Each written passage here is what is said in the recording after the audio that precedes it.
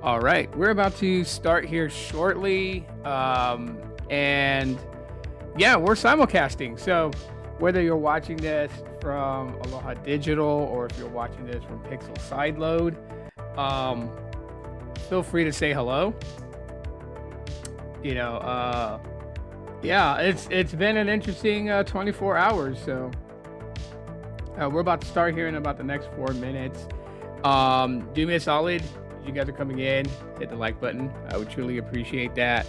And if you just subscribe to either one of my channels, I appreciate that too as well. And if you guys like this type of discussion, just straight tech talk and no BS, that's probably the reason why you should subscribe. So go ahead and do that, and then turn on notifications too, so you guys don't miss a video upload, or in fact when I do go live. So yeah, we've had an interesting 24 hours, and yeah, we're gonna talk about it.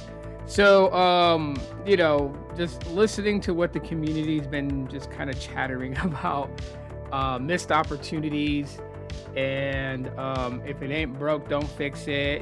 So like the community's kind of like split on the Pixel 9a, not 9a, the 10a, and it's just one of those things where it's like, okay, so where do we go from here when it comes to the Pixel 10a? And so I'm just gonna like basically talk about my thoughts. Like, this is like how I'm looking at it, and I don't know, maybe you guys might see it the same way, maybe you guys might have like a different thought. And so if you have a different thought process on all of it, just please do share it in the chat. You're more than welcome to. But yeah, so yesterday we've had various videos drop about the Pixel 10a, and like the funny thing is, when it comes to the just the Pixels in general, just in a way it just seems like that nothing is under wraps with the big G company. Like, I mean, they want to put out a new phone, and we are well aware of the the specs quite ahead, and I know that when the specs are leaked, they're rumors, nothing is set in stone. It's not ironclad. Like, I totally get that. And so yeah, I think that's what the it's like a hit or miss type of thing. It's like, either you believe the rumors, if you believe the leaks, or you don't, right? It's really up to you. It's your prerogative. But nonetheless, a lot of the rumored leaks turned out to be true to some form. Okay, slightly boosted Tensor G4 processor. Yeah, I see a lot of people calling it as in like it's the same Tensor G4 that's in the 9a, and of course technically it is the same processor. It's the same Tensor G4 processor, but they didn't talk about the clock speeds.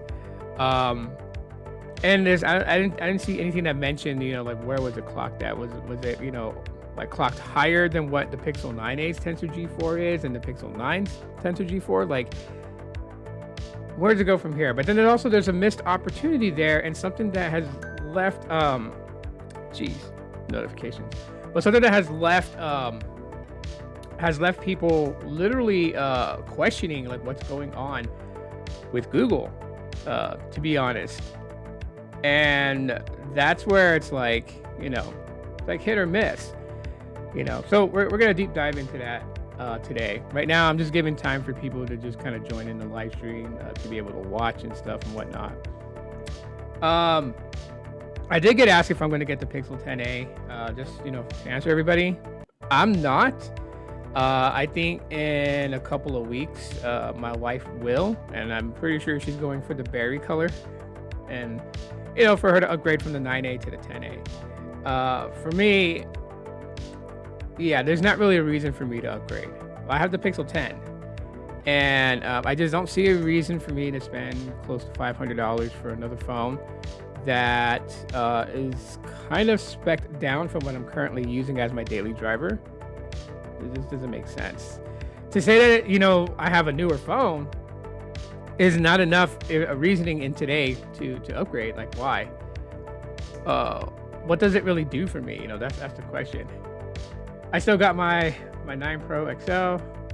I'm good for a little while. Yeah. You definitely don't need to upgrade. You definitely don't. There's no reason to. Because it's not really like leaps and bounds, and I think the Pixel 10a emulates that in real world, right? Like, you know, a lot of content creators that kind of like have the same point of view as me will say that, like, you know, if you're on a phone that's like maybe like a year old, 2 years old, you're still good for another couple of years. You know, people will be like, well, you know, what if I need this, or what if I just want the latest features of this? But I mean, look at just what happened recently. Okay, so first off, the 10a doesn't deviate from the 9a specs. Maybe just a few things could be pointed out that's different, but nothing that's like drastically changing or considered to be an upgrade. But then you look at things like quick share, right? The Pixel 10 series and quick share compatible with AirDrop, and now the 9 series is compatible with AirDrop. And so we know that this is going to be something that's rolled out to other Pixels. I don't know how far back, you know, maybe the 8, and that's probably where they're going to stop. Is like the 8 series, maybe all the way to the 6. Who knows? Eventually, this is supposed to be something that goes to other non-Pixel Androids too as well. So, you know, there's a lot going on. Might trade in my 15 Pro Max for the S26 Ultra or Plus. Haven't made up my mind yet.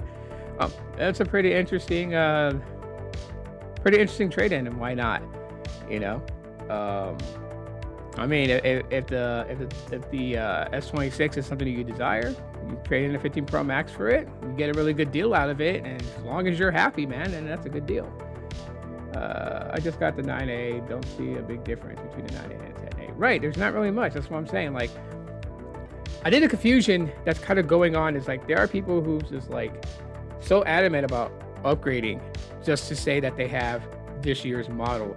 And I don't think people realize, like, whether, you know, you're wealthy or you're not wealthy, it's kind of a waste of money.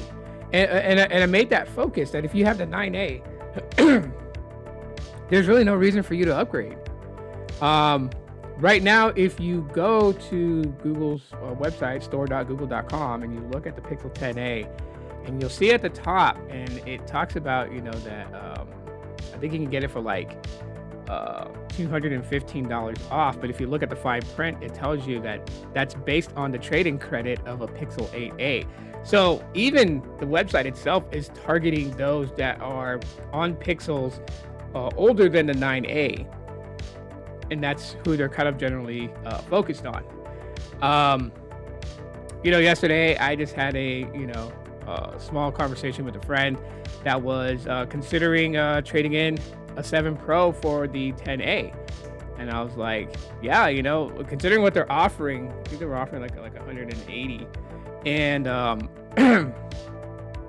you know, that's pretty much like what the 7 Pro and the Pixel 7 go for in the used market. Like, you know, I buy most of my phones on the used market through OfferUp, if you guys didn't know that.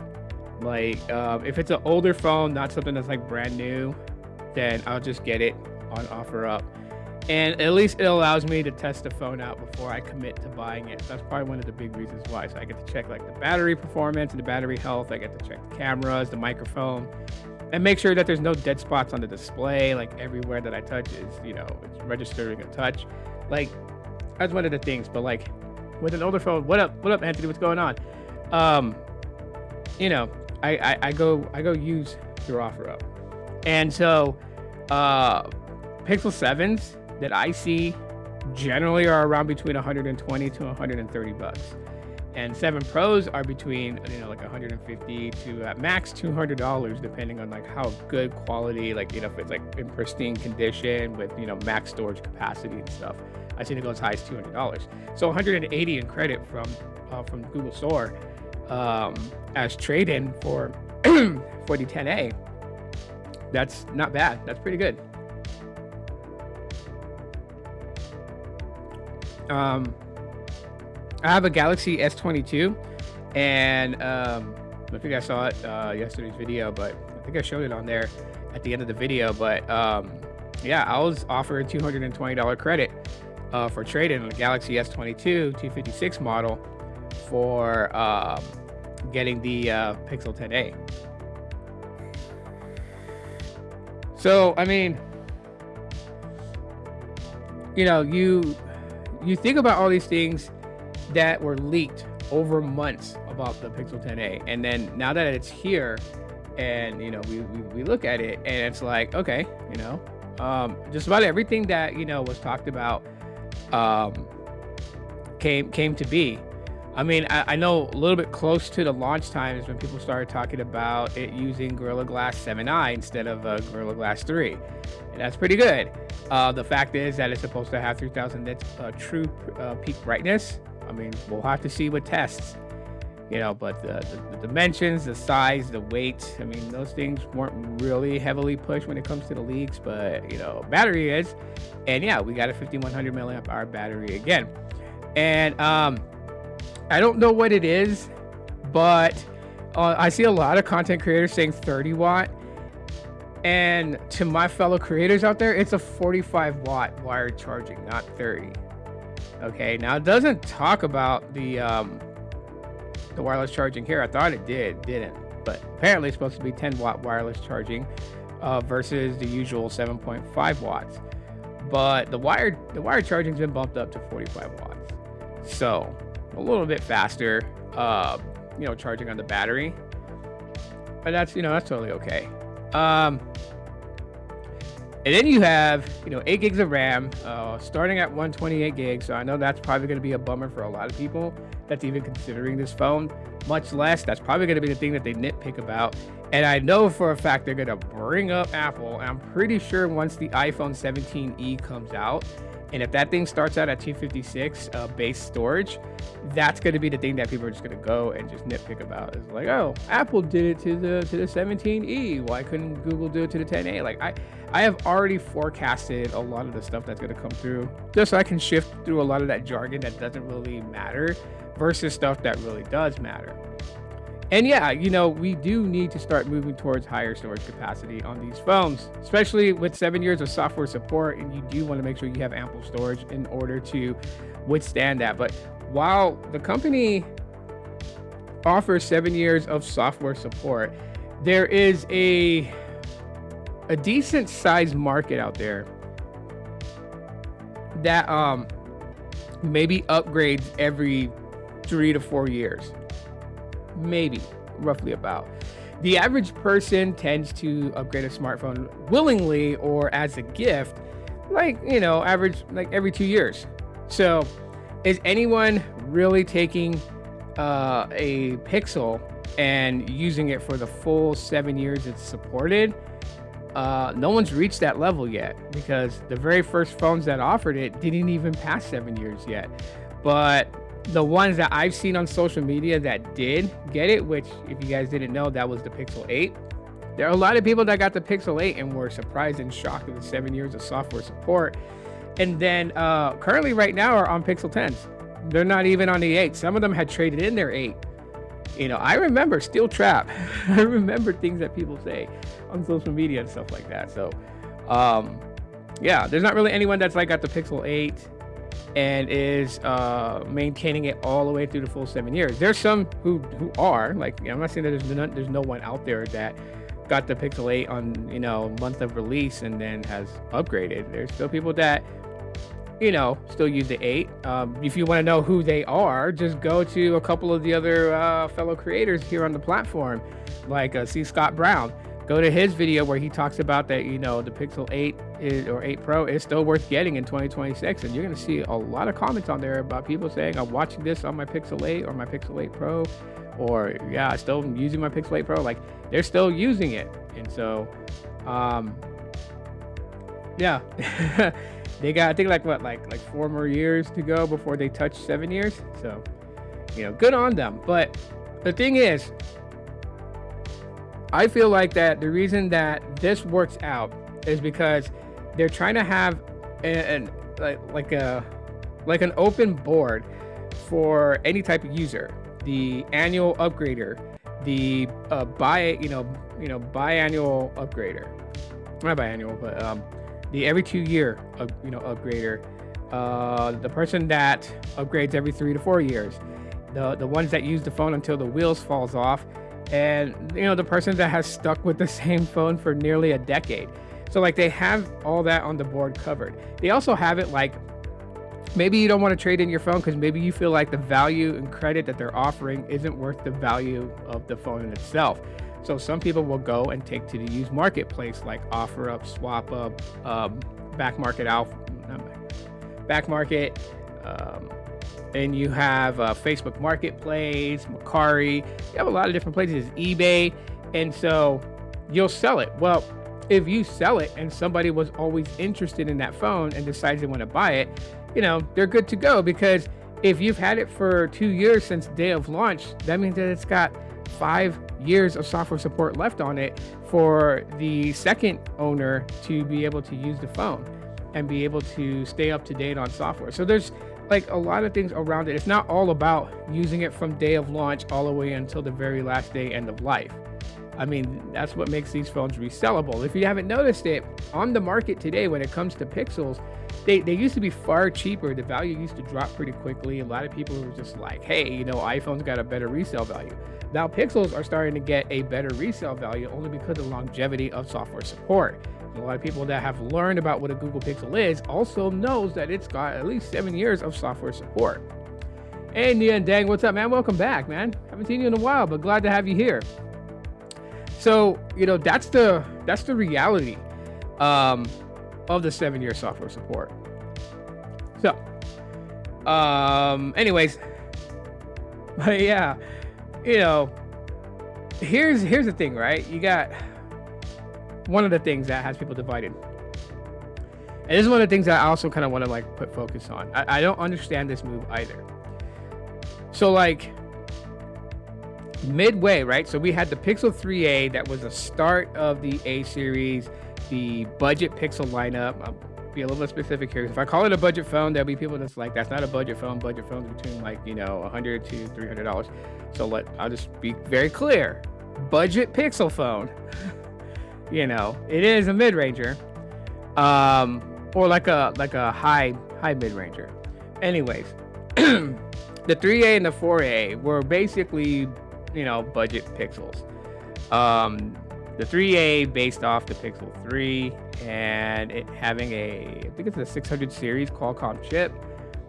But you know what, for the most part, the experience software-wise, the user interface and everything was pretty much very similar, well optimized, so close to the Pixel 3.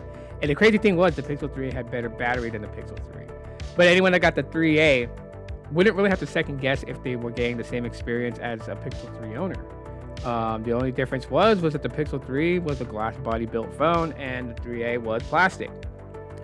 The 4A emulated that same thing, except it cut down on the price, right? $399 for the 3A and $349 for the 4A. So we saw an insanely cheaper price and a very well built, even though it was polycarbonate plastic, but a very well built smartphone with all the amenities of what having a Pixel was about and very well optimized software and a very cheap price, right?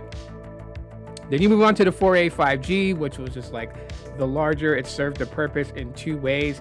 You know, it was the XL model for the Pixel 5, and it was an XL model for the Pixel 4A. You know, so it's like kind of in between. And then we got the Pixel 5A, and that changed from you know, plastic built to a metal built. You know, A series device, and that was the very first wave. But a lot of those were just like, you know, budget to mid-range processor chips by Qualcomm. And you got the 6A, which was the very first of the A series on chapter Tensor with Pixel. And I think one of the things that a lot of people were just really boasting about with the 6A was the fact that, you know, it had the Tensor G1. Like, there were people who speculated that, okay, you know what, the A series were going to stick with Qualcomm, probably a 700 series chip, and the flagships were going to get the Tensor, and that was furthest from the case. We got the Tensor G1 in the 6A, which was the same in the Pixel 6 and the Pixel 6 Pro. And that continued on. You know, the 7 with the G2, the 7A has the G2. You know, the 8 has the G3, the 8A has the G3, the 9 has the G4, the 9A has the G4. And then, yeah, that kind of changed, because then we got the 10 with the G5 and the 10A with a G4.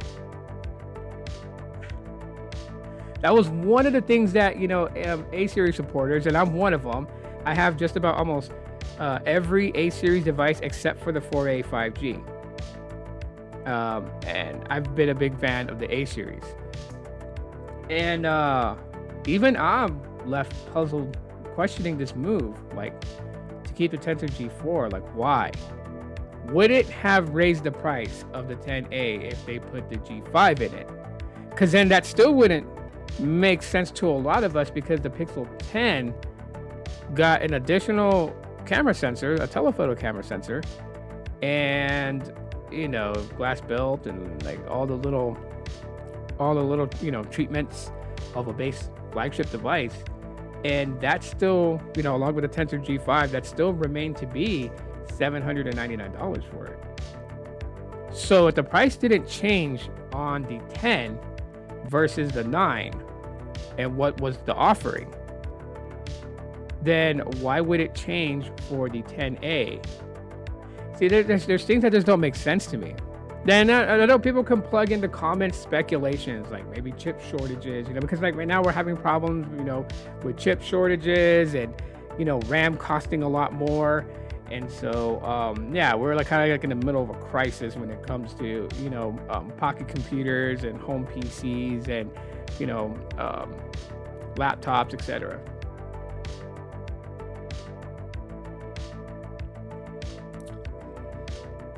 So, it's just, I don't know. Why didn't it put the Tensor G5 in it? I mean, I could understand the price going up if the 10A moved away from the 8 gigs of RAM. And say they gave us 12 gigs of RAM, I can kind of see it maybe going up by like $50 or something like that. But I don't see it going up if they put the G5 in it. I just don't. I don't understand why they didn't do it. And it was like a lot of the talk of the town was a boosted Tensor G4 processor.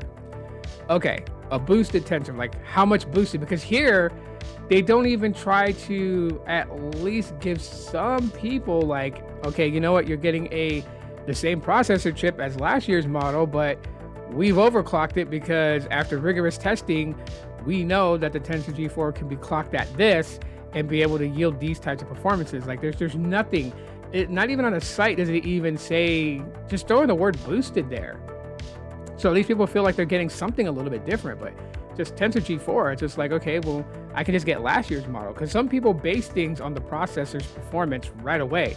And if they're looking at this and they're like, okay, Tensor G4, 9A, Tensor G4, 9A cheaper, let me get the 9A. So they'll do that. So it's kind of like cannibalizing your own sales for the 10A. I mean, it's already hard enough as is to just say that this is a worthy upgrade from the Pixel 9A.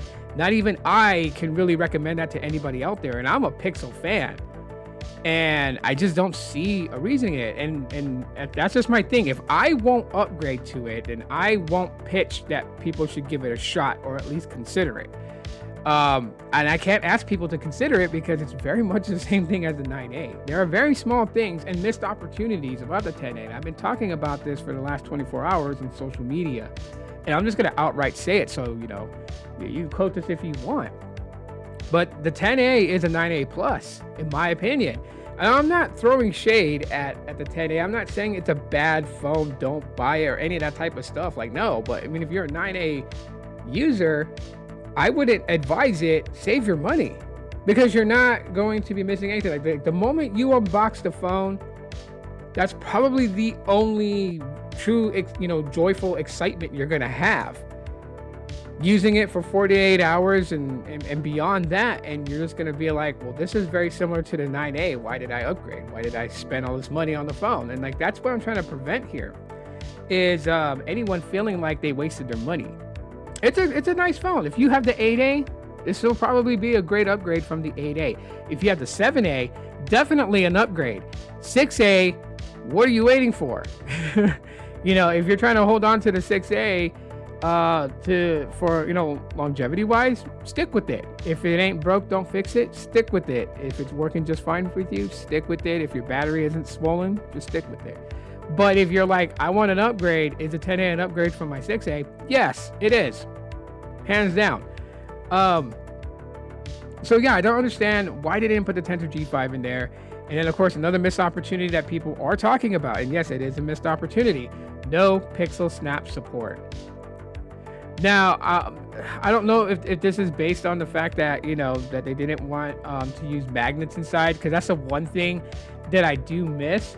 Because my Pixel 10 here, great phone, but any earbuds that I have, like my Tozo T6s or, some Skull Candy earbuds that I have, if they're running low on juice, I can't turn on reverse wireless charging because the 10 does not support that. It apparently has to do with the fact that it has magnets and G2 wireless charging. So because it has technically pixel snap, I can't reverse wireless charge any device that I have, which I could do on my other Pixels, right? Just lay it, have it turned on and lay the the earbuds case on top on the back of the phone, and it would just charge up. If my friends needed to get topped up because they had like 15% battery, then they can just lay it on my phone and my phone would charge their phone for them. So I mean, it's those things, and it's like we don't have that on the 10, and so I don't know. It doesn't say anything about reverse wireless charging when it comes to the battery and charging, so I don't know if this has reverse wireless charging. But it's got faster charging, up to 50% in 30 minutes, so that's pretty nice. And says it has like over 30 hours of battery life, so I mean, that's just average case usage. I'm sure there's someone out there that can kill the battery in like 14 hours. So everyone's use case, your usage is different. It's very different. But yeah, so no pixel snap. And even if they weren't going to put pixel snap within the phone in itself, the official Google cases don't have the magnets in them. So that was one of the things that was mentioned by several other creators, and I stand behind them on that. That is, if you wanted a case that has magnets to support Snap products, you're not going to find it in a Google case. So I don't see sales really popping for the Google cases, other than to say that you have a Google case. And yes, there really is people who are like that. They're like, I got a Pixel 10, so I'm gonna buy me the official Google case for the Pixel 10, so it has the case with the G logo on it, and I can say, yeah, this case came from Google. But there's a lot of good cases like Tudia that I like, that are good for Pixel phones too, and offer a very good amount of protection compared to the official Google cases, and that's just the reality of it. So no magnets, in their official case means that, any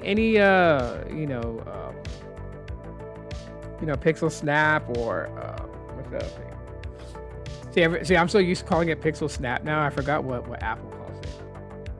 If anyone wants to plug in the chat, what does Apple call it again? MagSafe. There we go.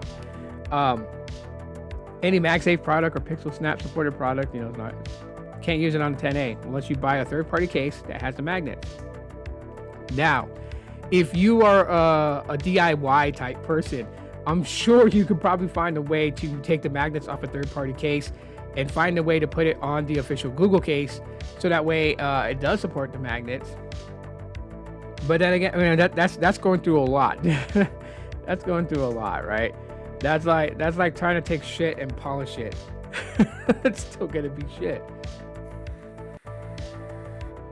But I digress from that. Okay. So yeah, when you look at the cameras, I mean, the cameras are pretty much spec the same, just about. 48 megapixel. It doesn't go too deep into it. Well, it does right here. I mean, you got, the f1.7 aperture and 82 degree field of view and all that, the image sensor size. So you guys can look at the specs closely yourself, but just basically the cameras are literally the same. And then of course, because it's got 8 gigs of RAM, there are certain AI features that it's going to focus, not focus, but like, I read that word, and I said it out loud, that,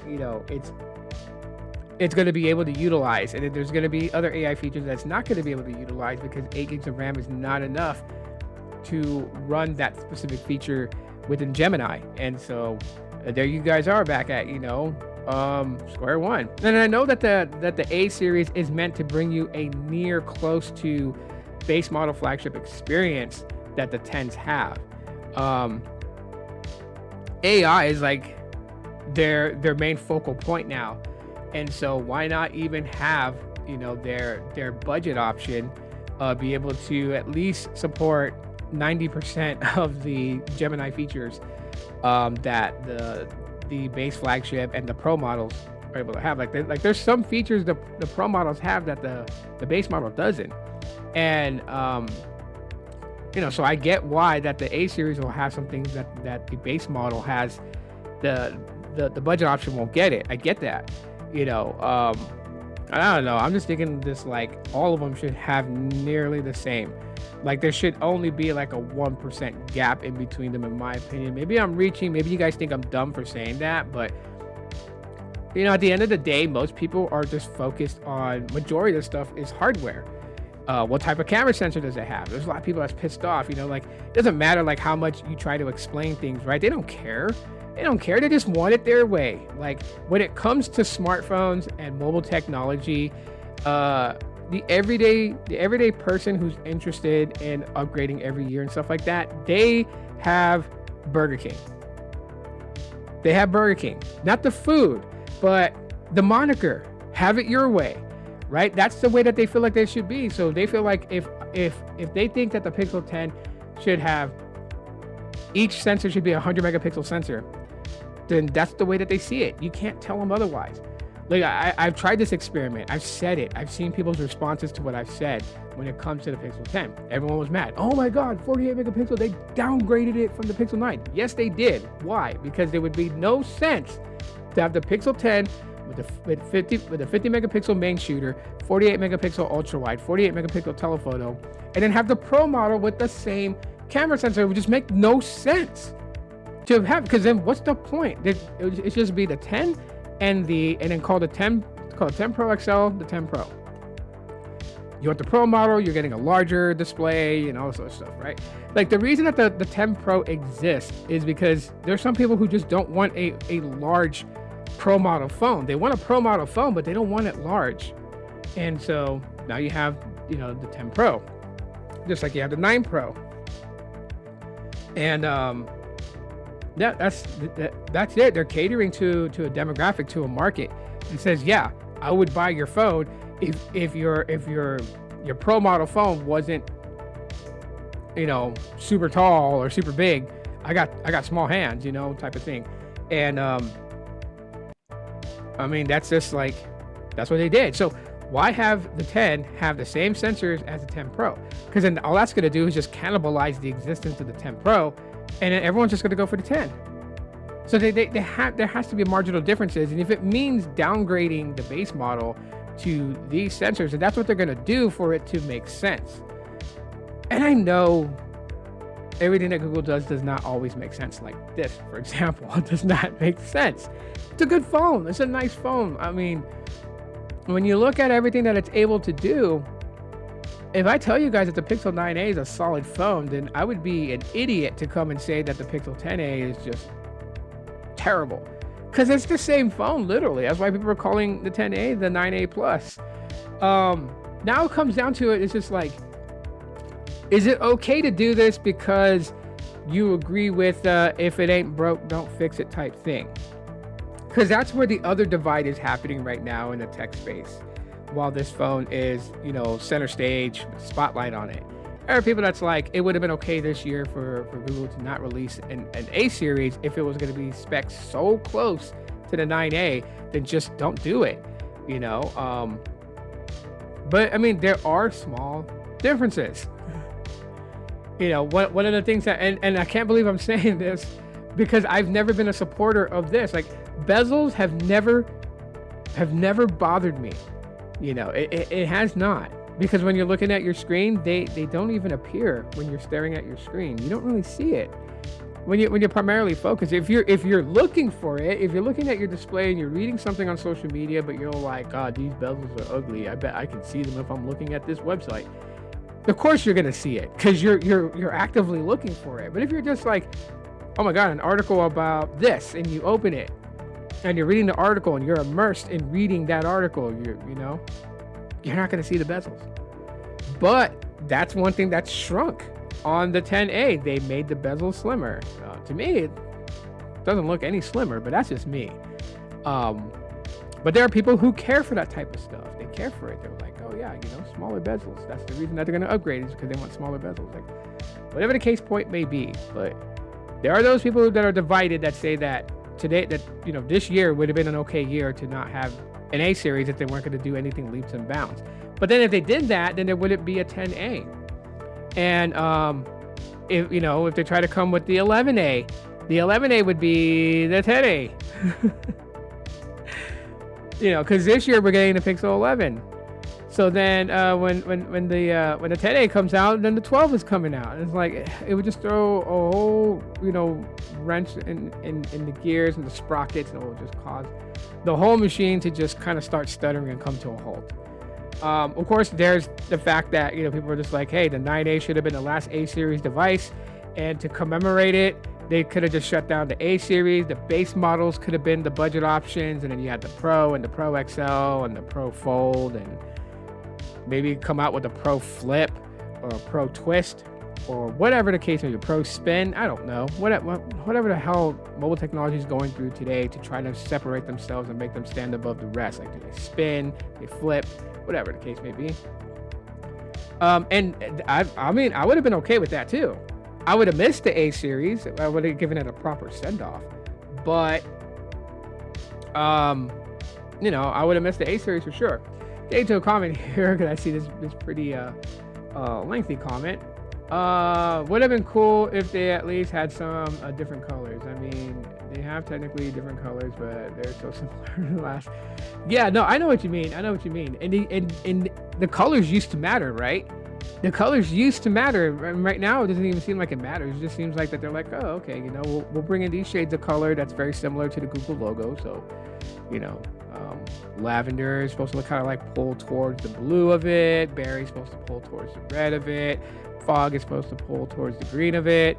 Obsidian is just like the neutral color. But maybe they should have like 5 colorways. Like, where's yellow? Where's the yellow? I mean, that would have been so cool, right? Just have like 5 different colors. Or a nice bright red or something. Well, see, here's the thing. The berry looks red to me. Like, I've seen photos where it looks red, and I've seen photos where it looks pink, and I don't know.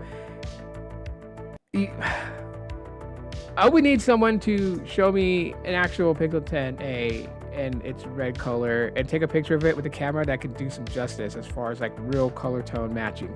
Because the ones that are like looking a little pinkish, it's really hard to tell, especially from the angle that they shot the photo. Because what I'm looking for to determine if it's just a Pixel 9A that's peony or if it's actually the berry is I'm looking at the camera, the camera module area to see if it has that small little bump lip that the 9A has, or if it's like completely flush to the body the way that it is on the 10A. Because the 10A has no camera lip around the camera module that houses the 2 sensors. It is completely flushed into the body now. And it's like, okay, that's cool, and everything. But that's the only way you would tell the difference just on site. That, and honestly, like the pill cutout for the camera sensors, it's narrow from top to bottom on the 9A, and it's much more wider on the 10A. So the 10A is more of an oval than a pill shape. That would be the only other way to determine the difference between the two. If you were just to look at it and like have to identify it in 5 seconds or less. Those are the 2 things that I would look for in order to determine the difference between a 9A and a 10A. And that's the other thing too. It's just like, I agree with you. They should have had different types of colors or like a different way. Like instead of going with the matte color, maybe go back to glossy, right? Because that's a way to distinctly tell the difference between. Because one thing I know here living in Phoenix, a large city, lots of people that's going to be posting online, like they got their hands on a couple of Pixel 10As and they're selling it, and there's gonna be people who's gonna fall for it when they present them a 9A and the person doesn't check. All they do is they check that it turns on, they check that they can touch the screen, and then they open the camera to make sure it can take pictures and record video, and then they just pay the cash and walk away. They don't even know. And then until later on when they're like, they're setting up everything, and then say, they want to register the device with the Find Hub, right? The Google Find Hub, which is like, find my iPhone. It's the Pixel version of it. And so they register their phone, and then they see on the screen that your 9A is registered, and then they're like, 9A, and they get confused, and they don't know, right? There's people out there who still don't follow mobile tech like us nerds do, and so the only time they absolutely give a shit is when they're in the shit, when it comes to it, and then that's when it matters. But at the end of the day, they don't give a dang if it's a 10A or a 9A or whatever the case point may be. So there's going to be people that's going to be took because you can get a 9A for a relatively cheap price. I've seen them here on the used market in my city. I've seen them for $200 now. They've gone down that low.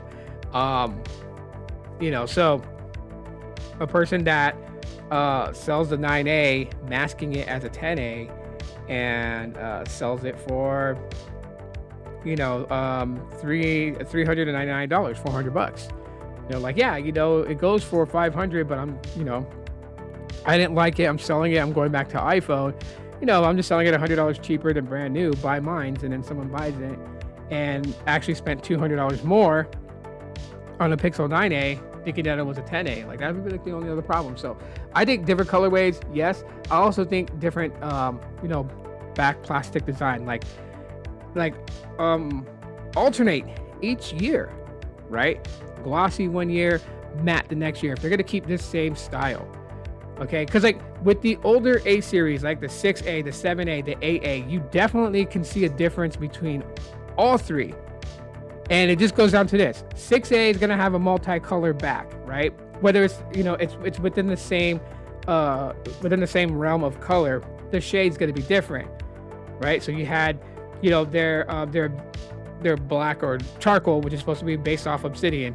You got a lighter gray bottom half, and then above the camera bar, it's a darker gray color. That's that. You go with the 7A, which the coral color, right? But you can tell because it's all one solid color except for the camera bar, which the camera bar is a certain way. So what up, Coffee? What's going on? So you have you could distinctly tell the 7A from the 6A. The 8A had rounder corners, so you definitely could tell the difference on that.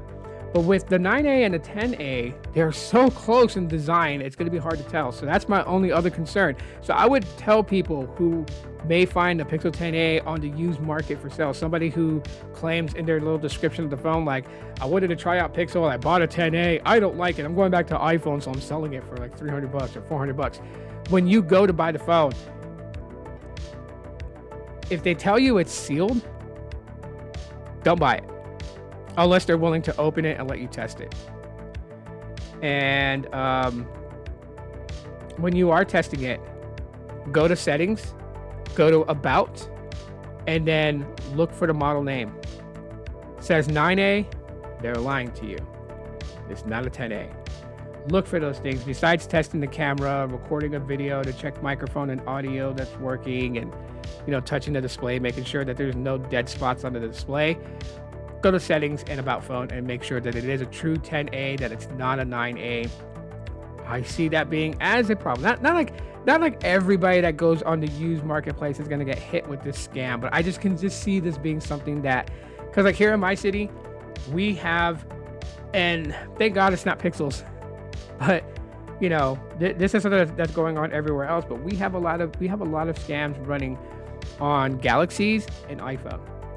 Right? There are people that are walking around with, iPhone, 17 Pro Max, and you really have to go as far, like it's sealed in a box. And so you have to know your Apple products. Like, you have to know what type of font they use on the back of the box and how big the font lettering is going to be. Like, you need to know those things because they will tell you, like, it's a sealed iPhone 17 Pro Max. And like one guy, posted this whole rant, and you could already tell that it wasn't even a real Apple device, but he goes that he had won a 17 Pro Max at work, and he already has one, so he's selling this one for super cheap. Usually goes for $1,000. He'll take $850 for it. And there's people that, obviously, you can see people's comments and stuff like that and interest in it. And you look at the box and you can tell it's not a real Apple device. And these guys will tell you when you try to buy the phone and you're like, hey, Leah, can you open it? Can I see it? And they're like, if I open it, you have to buy it because it's sealed in the box and it's brand new. I'm like, who cares? It's sealed in the box, brand new. If the person says, I don't want to buy it, you're still selling it for $850. So, you can say that, open it to show a customer who didn't buy it. So $850 for it. Would you recommend getting the 9A or just wait on the 10A? What are you coming from? Like, to be clear, if you don't have a 9A, then get the 10A. It's as simple as that. My only recommendations are to 9A users, 9A owners. There's no reason to rush out and upgrade unless your only reasoning is that you have to have this year's model phone. If that is like your biggest reasonings why you upgrade, then by all means go from a 9A to the 10A. But if you have the 9A and you just want a phone that works and is good, there's no reason to go from the 9A to this. They're pretty much nearly the same. Now, if you don't have the 9A, then yeah, just go 10A. Why go for last year's model when you can go with this year's model and have that additional year of support compared to last year's model, right? That's how I say it. Or, in like layman's terms for other people to understand.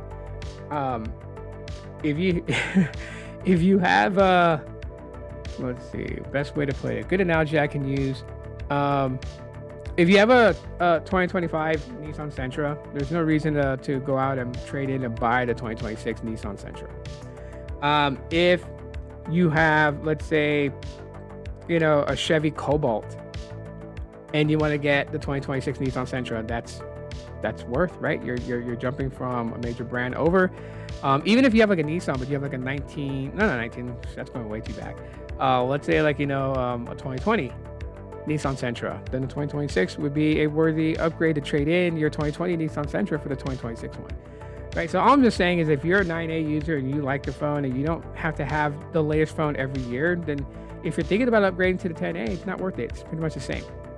Just, I hope I put that in good, clear understandings. I want people to understand that because I swear I'm getting a lot of questions outside of YouTube on social media from friends and stuff. It's like, they're like, dude, are you saying that it's not worth getting at all?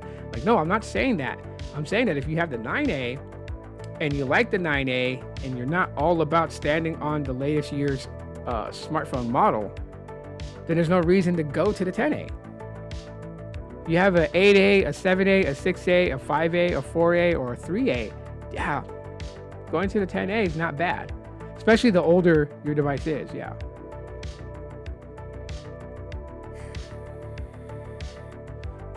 Anyways. Yeah, so I got like about 10 minutes left to podcast before I got to get going throughout the rest of my day of my other tasks and stuff like that. Anyways, questions regarding, the 10A and all the stuff that's surrounding it, like questions you guys may have about it, things that you guys may want to know, or just things that you want to say about it. Like, how many of you guys are upset at the fact that it doesn't have a Tensor G5? Like, it's okay to be upset about those things. I'm not gonna like pick on anybody for it. People feel certain ways. Like, smartphones have become such a part of us. They're like the extension of the human body. I mean, sometimes I look at the world in the way it is today, and I feel like we're like living in the movie WALL-E. We're becoming so dependent on AI, so dependent on GPS navigations. Like, I think back to like, when I first started driving, in my early adulthood, and I drove from Oklahoma City to Longview, Texas, without a smartphone. using interstate signs to tell me what direction I'm going. And then nowadays I look, and then there's always a phone stand. There's always Google Maps or Apple Maps or Waze or something open, and people are like looking at it. Someone stops inside a truck stop, brings in their phone and they have maps open and they're like, I'm going to this city and I just want to know if I'm on the right, and they show their map to the clerk attendant in the truck stop, and you're just looking at them like, if it says, you know, to head east on I-40, keep heading east.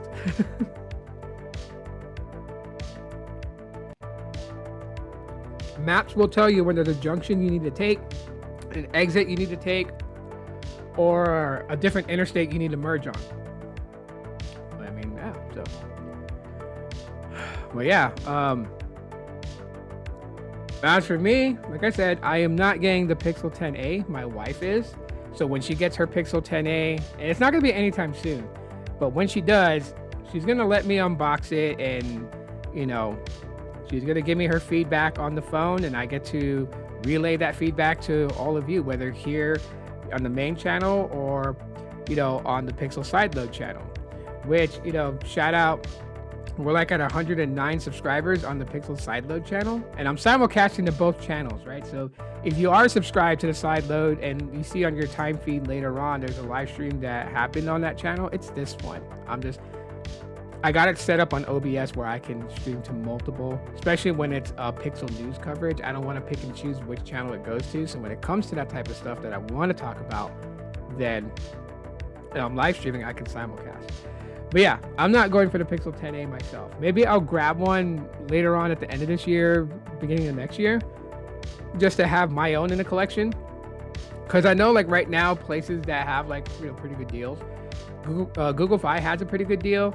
If you get a new line of service with Google Fi and you opt in for their premium plan, the $65 plan, you can get the Pixel 10a on them. So you would just have to pay the taxes for the phone, and then they would bill you the monthly amount for financing it, but then you'll be credited the monthly amount for financing it, making it free. And then you also get a $10 discount on your $65 plan, making it $55 a month for 2 years. That's pretty good. That's a pretty good deal. You can get it directly from the Google Store, trade in a device. I mean, when you go to the store, to Google Store's website, and you look at the specs for the Pixel 10a, at the top it says from $284, and it has a $499 scratch. That's if you trade in a really good condition Pixel 8a, you can get it for $284. So whatever your trade-in value is gonna knock it off, and it's an instant credit rebate for the trade-in. So when you send in your trade-in device, if you try to cheat them, you're like, yeah, you know, I got an iPhone 15, I'm gonna trade for it, and like they give you like $300 for it, and so you only paid $199. I'm just guesstimating here. I'm not saying that's what the cost is for trading in an iPhone 15. I'm sure it's more, because you can get the phone as low as $50, depending on what your trade-in model is. But whatever phone you're trading in, make sure that if you say it's in great condition, that it is in great condition, because once they get that phone, if you try to cheat them and you send a broken phone, cracked display, cracked back, camera sensor not working, right? They're gonna run a test on it. If they find a flaw, they're gonna charge you the difference. So if you're, let's say, like, if my Galaxy S22 was gonna get $220, and then they said like the charge port doesn't work on it, so it dropped the price. Instead of $220, they're only gonna give me, you know, $180 for it. Then whatever credit was applied at purchase of the 10a, they're gonna charge my payment method for that little bit back. So yeah, don't try to cheat them. Also, track your trade-ins to make sure that they arrive where they need to go. And it's very hard because, you know, you have to gather up so much proof, because if they try to hit you with like, hey, we never received your trade-in, we've given you enough time to send it in, so we're gonna charge your payment method, you know, the difference in that we credited you. To fight that, you're gonna need all that evidence, you know, the tracking. I would record video of showing you dropping it off. So like if I was gonna bring my trade, say if I'm gonna trade in, my wife will come with me inside the store, like the UPS store. I think it's UPS or FedEx, whoever they use. And the reason why is because I would want her on her phone recording video. I'm gonna show the box. I'm gonna have the box open to show that the trade-in phone is in there. Walk up to the guy, tell him, you know, like where it's going. They'll, of course, have them tape it up, and there'll be just one continuous videos, no cutting, to prove that I put it in the box and that UPS or FedEx took control of the box, and therefore, if it's missing, it ain't on my end. It ain't that I cheated them. It was sent. Track it every day. Take screenshots. Take screen recordings showing its progress from you shipping it to Google. Show any screenshots of notifications telling you that it had arrived at Google's processing center for trade-in devices, and that way it's on them, and they have to honor because you sent the trade-in device in. If they lost it, if it arrived at their facility and they lost it, then that would be on them, right? So that's what I would advise people to do. Honestly, I would advise people to do that to protect themselves and such. At least the Pixel cases are backwards compatible, I assume. Actually, no. Because it is slightly thicker than the Pixel 9a. So the Pixel 9a official Google cases don't technically fit properly on it. You could probably jam it in there, but you're not going to have that little bit of tiny lip protection on the display. The display is actually be slightly higher, but not by much, right? Like I think it's like 0.1 or 0.01. So yeah. But lately I've just been getting back into custom ROMs and stuff like that. Like I showed a video of my Nothing Phone 1, and it's on Evolution X 11.4.2, so it's running Android 16 and not a version of Nothing OS, like a Pixel experience. It's so cool. And yes, the Spider-Man logo down there, that's the fingerprint sensor. Like, I know one person was asking me about that, but yeah. That's the fingerprint sensor. I really like this ROM. This ROM is super cool. And shout out to my younger sister. Today's her birthday. That's like funny. Like my younger brother's birthday was the day before Valentine's, and today on the 19th is my younger sister's birthday. So they were both February babies. But yeah, today's her birthday, so big shout out to her. But yeah, I've been running the custom ROM on the Nothing Phone 1. And battery has actually got so much better on this thing. It's super cool. I'm actually gonna do a deep dive video later on this week about it, or maybe next week. But I just like using this phone. So this phone and of course my Pixel 10 are my daily driver devices currently at this time right now. Love this thing. Love the experience. Yeah, it's so cool. Of course, yeah, there's things that I do lose, right? Like RCS. The play integrity is not 100%. And no, I don't have the Nothing Phone 1 rooted. I could root it if I wanted to, and then use any of the modules to try and hide the play integrity. But I choose not to. I just like using it just for the hell of it. But yeah, there's some other custom ROMs too. I'm still waiting on OnePlus to give me the damn token bin to unlock the bootloader on my OnePlus 9, because I really want to put Evolution X on the OnePlus 9 and see how well it runs on there. That'd be super cool to bring it up to Android 16 also. But yeah, that's what I'm more interested in right now, is running custom ROMs on the different devices I have, including the Pixels. The Pixels are the easiest to flash. But yeah, so that's what I'm more into. So rather than getting a Pixel 10a for me, I'll just stick with my Nothing Phone 1, and I'm probably trying to find a Nothing Phone 2a. I know there's a guy that has a Nothing Phone 3a for sale for $100, $120. So I want to go check it out, because if it's worth it, I'll get it. But of course, that one I don't really have to worry too much about, because it still has software support. But yeah, I do want to get some other CMF and Nothing devices and flash custom ROMs on there. I see there's a nice little community of developers for Nothing Tech and CMF. So definitely want to try out their stuff. But anyways, that's what I'm more into right now. And then of course, flashing custom ROMs on Google Pixels, like the Pixel 5a. This one's running Lineage OS 23, so it's running Android 16 and then like a stock version of it. Something's going on outside. I can hear people talking. Anyways, yeah, so it's running stock version and whatnot. Let me put this on mute. And let's see, Android 16.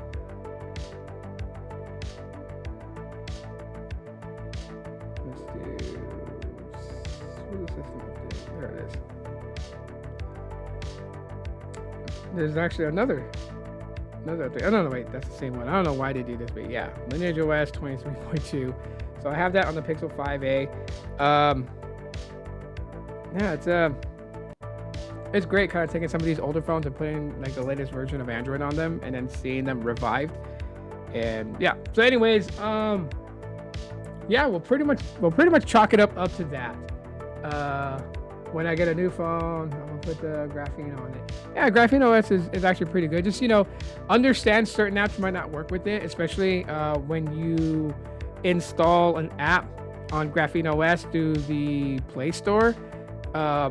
Make sure that it's sandboxed correctly, so then that way the level of security is there depending on the apps that you're sandboxing, but also make sure you do it correctly, and in that way it passes play integrity. So if it checks for that type of stuff and it disables the app from being used because the play integrity is not found or whatever. Yeah.